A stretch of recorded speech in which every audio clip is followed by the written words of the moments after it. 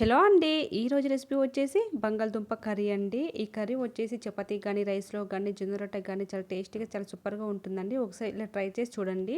చాలా easy simple recipe అండి.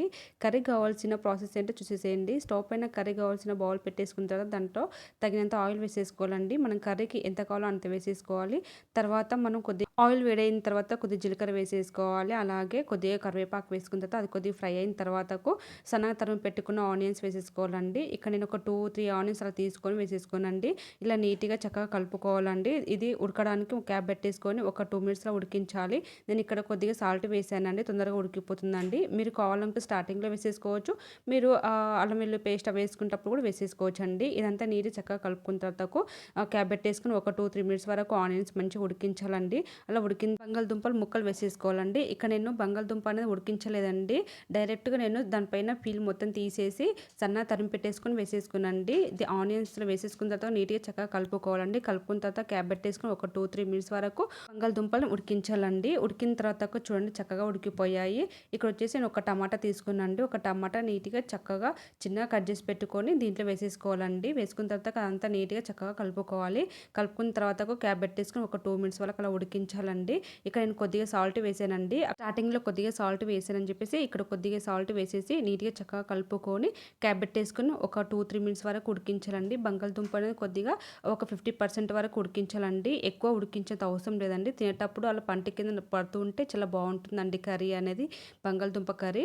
ఇక తర్వాత చక్కగా అంతా ఉడికిపోయిన తర్వాత అల్లం వెల్లుల్లి పేస్ట్, కారము, పసుపు ఇవన్నీ వేసేసి నీట్‌గా చక్కగా కలుపుకోవాలండి. స్టార్టింగ్‌లోనే సాల్ట్ వేసాను కదండీ!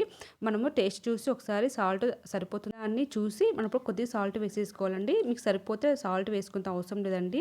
నీట్‌గా చక్కగా కలుపుకొని అది మసాలా అన్నీ వేసాం కదండీ! అల్లం వెల్లుల్లి పేస్ట్, కారము, పసుపు ఇవన్నీ నీట్‌గా చక్కగా కలుపుకున్న తర్వాత ఒక 2 మినిట్స్ వరకు ఉడికించాలండి క్యాప్ పెట్టేసి. ఉడికిన తర్వాత మళ్ళీ ఒకసారి క్యాప్ ఓపెన్ చేసుకొని మధ్యలో నీట్‌గా చక్కగా కలుపుకోవాలండి. కలుపుకున్న తర్వాత ఇక్కడ ఒక చిన్న గ్లాస్ అంతా వాటర్ పోసానండి. అది సరిపోవని చెప్పేసి ఇంకొక హాఫ్ గ్లాస్ పోసి నీట్‌గా చక్కగా కలుపుకున్నానండి. ఇలా కలుపుకున్న తర్వాత క్యాప్ పెట్టేసుకొని ఒక 3, 4 మినిట్స్ వరకు ఉడికించాలండి కర్రీ అనేది. అలా ఉడికిన తర్వాతకు ఇది చూడండి చక్కగా నీట్‌గా ఉడికిపోయింది. క్యాప్ పెట్టేసుకొని ఉడికించుకోవాలండి. తర్వాత ఇక్కడ ధనియా, జీలకర్ర పౌడర్ వేసేసుకొని నీట్‌గా చక్కగా కలుపుకొని ఒక 1 మినిట్ వరకు క్యాప్ పెట్టేసుకొని ఉడికించుకోవాలండి.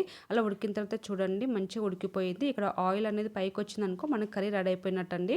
నేను ఇక్కడ మళ్ళీ నీట్‌గా చక్కగా కలుపుకున్న తర్వాతకు నా దగ్గర కస్తూరి మేతి ఉందండి. కస్తూరి మేతి వేస్తే ఆలు కర్రీ అనేది చాలా టేస్ట్‌గా సూపర్‌గా వచ్చేస్తుందండి. ఇక్కడ నేను కస్తూరి మేతి అనేది వేసేసానండి. మీ దగ్గర ఆప్షనల్ అండి. మీకు ఇష్టం ఉంటే వేసేసుకోవచ్చు. లేకపోతే లేదు. మీ దగ్గర ఉంటే వేసుకోవచ్చు. లేకుంటే లేదండి.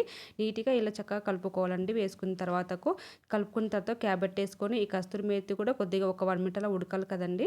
అందుకు క్యాప్ పెట్టేసుకొని మంచిగా ఉడికించుకోవాలండి. ప్లీజ్ నా వీడియో కనుక మీకు నచ్చితే ప్లీజ్ లైక్ చేయండి, షేర్ చేయండి, సబ్స్క్రైబ్ చేసుకొని పక్కన బెల్ ఐకాన్ని క్లిక్ చేయండి. నేను పెట్టే నోటిఫికేషన్ మీకు వచ్చేసాయండి. చూడండి కర్రీ ఎంత బాగా చిక్కగా అయిపోయిందండి. మనం ఎక్కువ ఏవి అవసరం లేదండి మసాలాని వేసుకోవడానికి. చాలా టేస్టీ చాలా సూపర్‌గా ఉంటుందండి. Thank you for watching.